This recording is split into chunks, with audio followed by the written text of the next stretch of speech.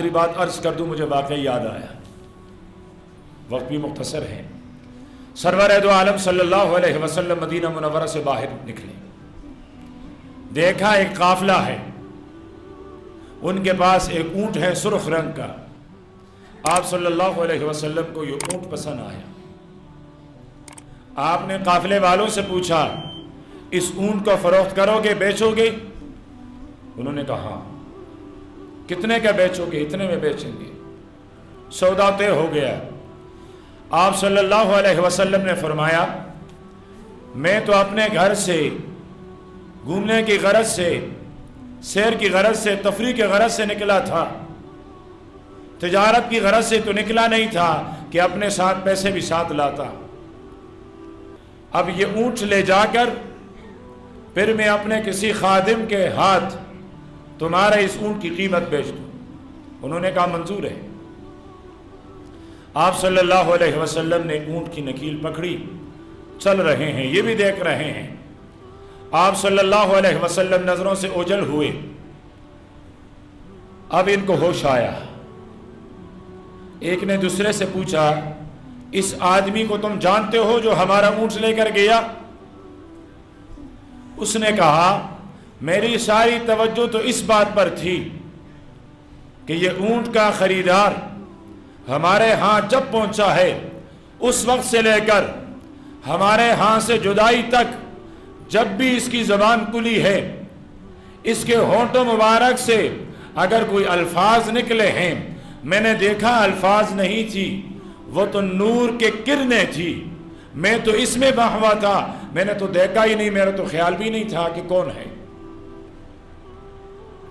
دوسرے سے پوچھا کہ آپ تو جانتے ہوں گے، آپ پہچانتے ہوں گے؟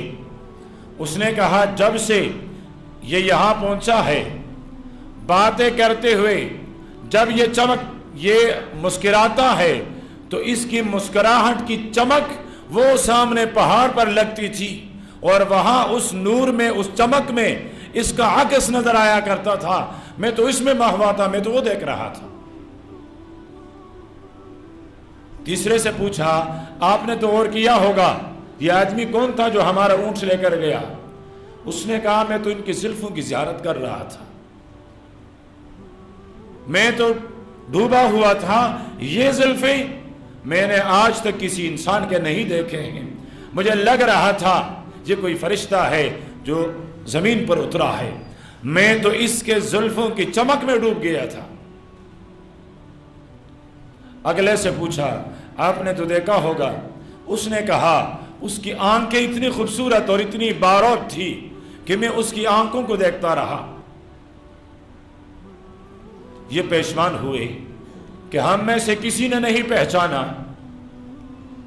تو جس کا اونٹ تھا وہ کہنے لگا، یہ کوئی آدمی تھا جو ہمارا اونٹ لوٹ کر ہم سے چلا گیا۔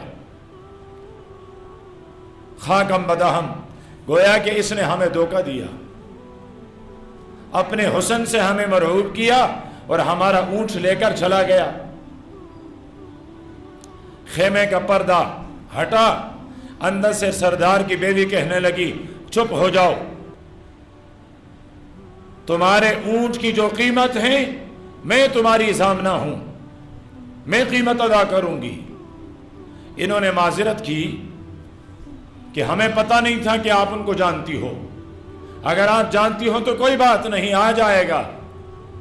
وہ سردار کی بیوی کہنے لگی، میں بھی نہیں جانتی، میں نے بھی آج پہلے دفعہ دیکھا، لیکن جب تم باتیں کر رہے تھے میں نے ان کی باتیں سنی، میں نے پردہ توڑے سے سرکایا، میں نے اس کا چہرہ دیکھا، واللہ میرے دل نے گواہی دی کہ ایسا بارود، ایسا باوقار، ایسا حسین اور جمیل چہرہ آج تک مجھ سردار کی بیوی نے اور اس کی آنکھوں نے کبھی نہیں دیکھا۔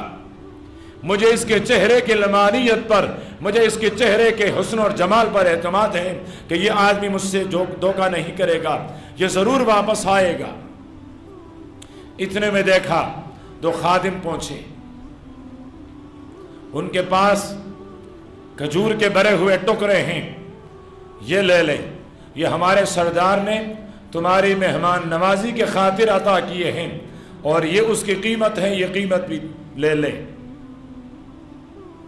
اس نے پوچھا وہ تمہارا کیا لگتا ہے؟ انہوں نے کہا ہم ان کے غلام ہیں، وہ ہمارا آقا ہے، قیمت ہم بعد میں لیں گے، کھجورے بھی بعد میں کھا لیں گے، پہلے یہ بتاؤ اس سردار کا حجرہ، اس سردار کا ڈھیرا کہاں ہے؟ انہوں نے کہا آؤ، وہ سامنے جو کھجوروں کی باغات اور جھنڈ نظر آتی ہیں، اس کے برابر میں اس سردار کا یہاں ان کا حجرہ ہے، یہاں ان کا ڈیرا ہے۔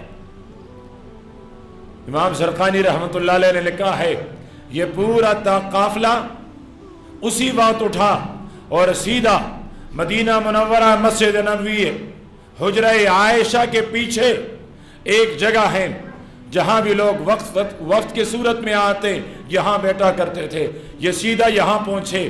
سرور دو عالم صلی اللہ علیہ وسلم حجرے سے نکلے، انہوں نے کہا سردار ہمیں بھی اپنے غلامی میں قبول کیجئے، ہم بھی آپ کا غلام بننا چاہتے ہیں، ہمیں بھی اپنا غلام بنائیے۔ آپ کس طرح کسی کو اپنا غلام بناتے ہیں؟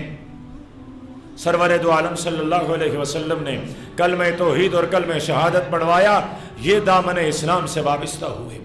اگر کسی کی جمال سے، کسی کی خوبصورتی سے متاثر ہو کر اس سے محبت کرتے ہو تو آئیے، پھر ایک قبیلے کا نہیں، علاقے کا نہیں، 10-20 آدمیوں کا نہیں، زمین و آسمان، مشرق و مغرب، شمال اور جنوب، اس بڑے کائنات میں میرے پیغمبر جیسا حسین کوئی بھی نہیں ہے، پھر آئیے اس حسین اعظم اس سے محبت کیجئے۔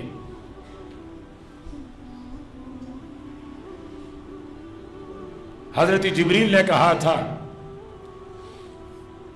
آفاقہ گردیدام محربتا ورزیدام بیسیار خوباں دیدام، لیکن تو چیزیں دیگری۔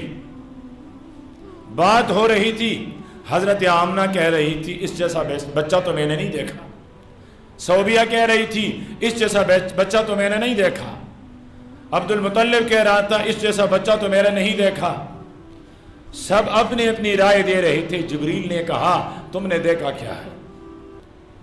مجھ سے پوچھو، مشرق سے مغرب، شمال سے جنوب، فرش سے عرش، ساری کائنات کو دیکھ کر آیا ہوں، میں نے اس جیسا بچہ پورے کائنات میں نہیں دیکھا۔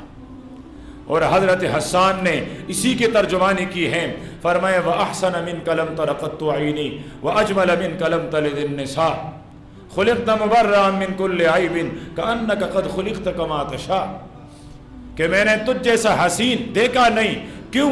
اس لیے کہ آپ جیسا حسین مانے جنا نہیں۔ اور پھر اللہ پاک سے مخاطب کر کے کہتا ہے کہ تمہیں تو تیرے رب نے ایسا بنایا گویا تم نے جیسا چاہا۔ میرے اور آپ کے محبوب پیغمبر کا حسن، حضرت ابو ہریرہ کی بات کہہ کر ختم کر لیتا ہوں۔